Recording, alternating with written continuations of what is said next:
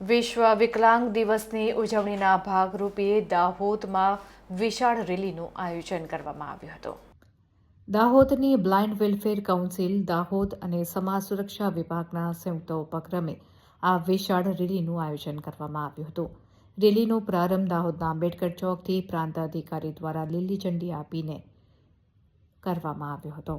Rally Dahod શહેરના વિવિધ માર્ગો પરથી પસાર થઈ બ્લાઇન્ડ વેલફેર કાઉન્સિલના પરિસર સુધી પહોંચી હતી. સમગ્ર માર્ગમાં દિવ્યાંગ બાળકો, વિશિષ્ટ શિક્ષકો અને સ્વયંસેવકો ઉત્સાહપૂર્વક જોડાયા હતા. વિશ્વ વિકલાંગ દિવસના મહત્વને રેલી દ્વારા ઉજાગર કરતા સૌએ સમાવિષ્ટતા, સમાન અધિકાર, સ્વાવલંબન અને સંવેદનાના સંદેશનો પ્રચાર કર્યો હતો.